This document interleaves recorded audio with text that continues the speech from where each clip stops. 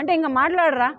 నిన్నే ప్రేమించి నిన్నే పెళ్లి చేసుకుందిగా, నీకే పిల్లలను కనిందిగా, ఇంకా వేరే వాడితో ఎలా ఉంటుంది అనుకుంటున్నావు నువ్వు?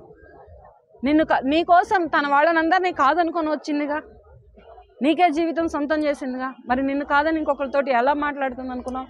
నోటి మాటకి కంటి చూపుకి శీలాలు చెడిపోవు, మానాలు పోవు. కంటి చూపుకే శీలాలు పోతే చాలా పోతాయి, నోటి మాటకే మానం పోతే చాలామంది సంసారాలు ఉండవు. అసలు పిల్లలు ఎవరు పుడతారో తెలుసా? అమ్మాయికి 20 ఏళ్ళు, అబ్బాయికి 20-24 ఏళ్ళు ఉంటే పెళ్లి చేసేయండి. అబ్బాయి చదువుకున్నాడు కదా అంతో ఎంతో. నీ కూతురికి ఇంత అన్నం పెట్టుకోలేడా? నీ కూతురికి ఇంత నీడిచ్చుకోలేడా? ఇచ్చి చేస్తే ఒకవేళ నీ కూతురు అదృష్టం బాగుంటే వాడే మహారాజు అవుతాడేమో, ఆ ఇంటికి నీ కూతురే మహారాణి అవుతుందేమో. ఇవి కావు. ఫస్ట్ ఆస్తులు కావాలి, అంతస్తులు కావాలి ఒకటి. తర్వాత ఇంకోటి ఏంటంటే ఆ ఆస్తులకి అమ్మాయి కాపురం చేస్తుంది, అంతస్తులకు పిల్లలను కంటుంది. IVF సెంటర్లు ఇప్పుడు విపరీతంగా పెరిగిపోతున్నాయి. IVF సెంటర్లు విపరీతంగా పెరిగిపోతున్నాయి. ఎందుకో తెలుసా? పిల్లలు పుట్టట్లేదు, అమ్మాయిలకి పిల్లలు పుట్టట్లేదు.